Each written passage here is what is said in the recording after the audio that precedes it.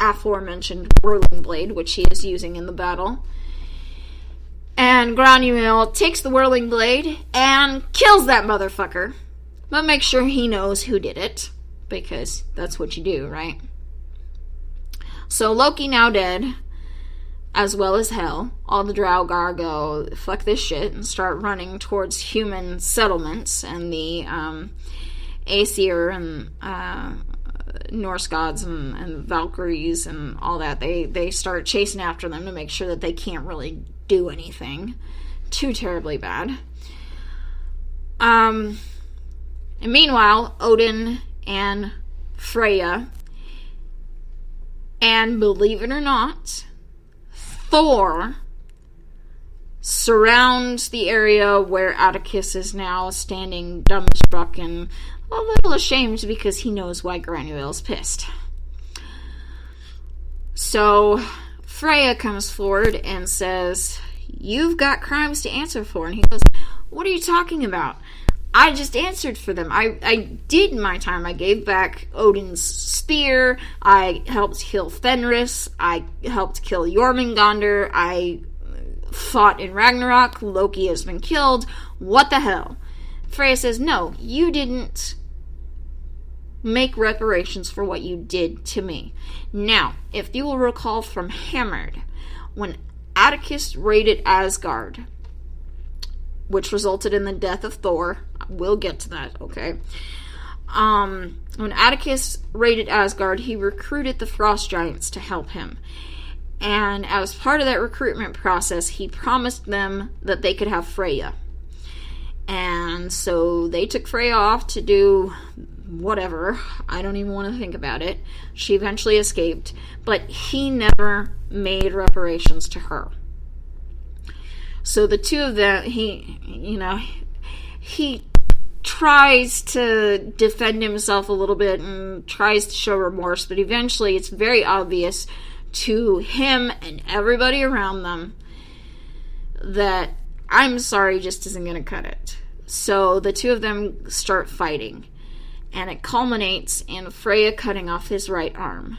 Now this is significant not just because that's his sword arm, but it is significant because that is the arm that has the tattoos and the bindings to Gaia that allow him to heal himself, most importantly, that allow him to shift planes, that allow him to shift forms, so he can now no longer shapeshift to a hound or to an owl or anything like that. So he can still be a druid and do good for Gaia, but it is so much less than what he could do before. And all he can do is just lay there and take it because he knows he deserves it. So his arm now gone, he's unable to heal. Granuaile stops the bleeding using her druidic juju and turns to Odin and says, "Hey, since I killed Loki and I won the 1,000 boxes of Girl Scout cookies, I will give you all my Girl Scout cookies if you will let me,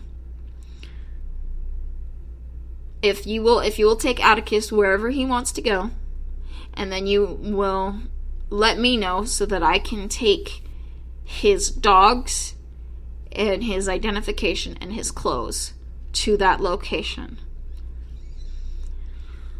And Odin says, "Okay," because Odin likes Girl Scout cookies. So now we come to what the fuck, I thought Thor was dead, right?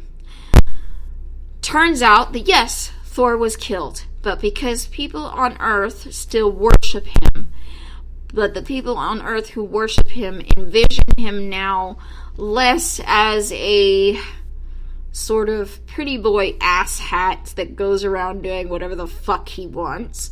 They envision him as a much more calm and level-headed character, probably thanks mostly, or at least in part anyways, to the Marvel Comics character. He was able to reappear, reincarnate in a different form. Same powers, same abilities, same story, but unbound from that original belief system. And he sort of gives this speech to Atticus that boils down to, there is redemption for those who have fucked up. So Atticus decides to go back to Tasmania, where he still has devils to heal. Granuaile meets him there with the dogs and his clothes and his ID, and says, what you did was wrong. This is over. And he says, I understand. He's not happy, but he understands. He's heartbroken. He's devastated. So she walks off, and that's the end of her, not necessarily the end of her adventures, but her adventures with this connection to Atticus. So Atticus, being obviously, very depressed and very diminished because of his losses, and he's feeling this metric fuck ton of karma dumping on top of him and poisoning him. He starts being visited in his dreams by the Morrigan, who asks him, hey, why don't you come hang out with me over on the other side of the veil? You've had a long life. And he says, no, I'm not ready. I want to keep hanging out with you. I want to build this relationship that we have, because if you'll recall, the Morrigan was always in love with him. So I want to build this relationship that we have right now. I've still got other things to do here on this planet, other sins to atone for. I've got Gaia to take care of. But I want to build this relationship that we have, not under the pretense of what other humans have believed you to be, but on who you legitimately are, who you believe yourself to be. And she says, okay.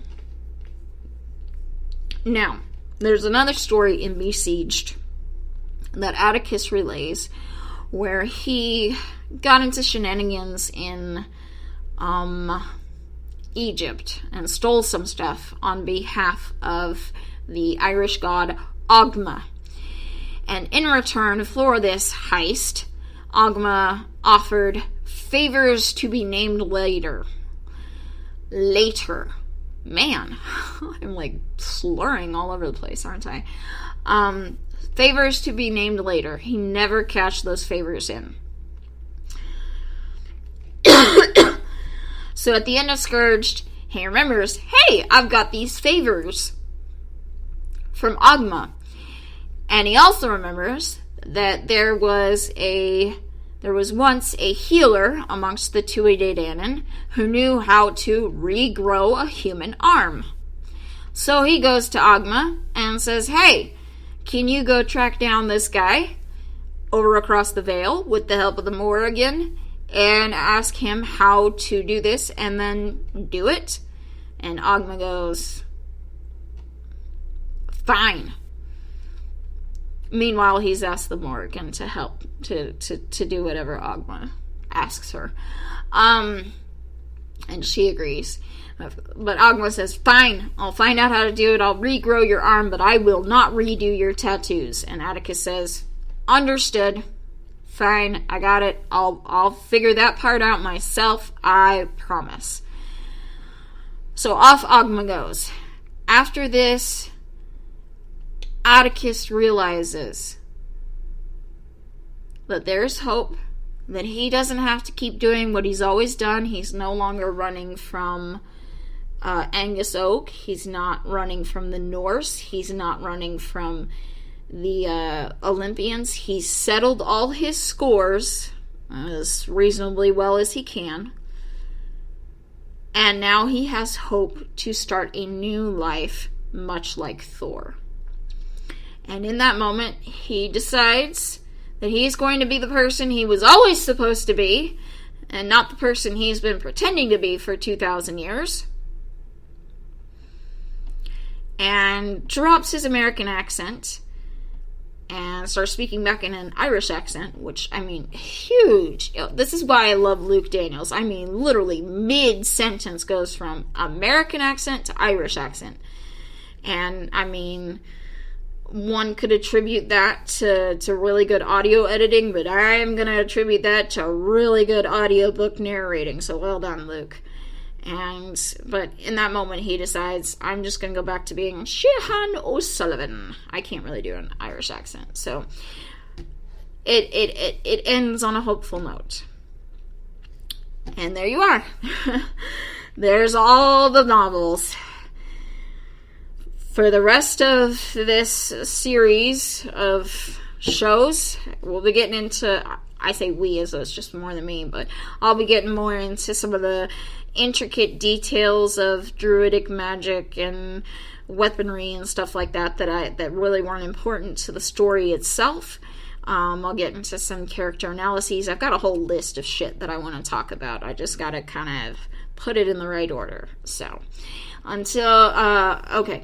If you want to contact me anywhere on the internet, what you need to be looking for is PurpleBecca923. That's PurpleBecca 923. That is my username on Facebook, Instagram, Twitter, and Snapchat. With regards to the last three, I always follow back unless and until you send me something inappropriate, in which case you'll be dealt with accordingly. PurpleBecca923 at gmail.com is the email address, and PurpleBecca923.com is the website. So until next time, remember, education is fresh, learning can be fun, so go out there, create what you deserve, and fly with the penguins. Toodaloo!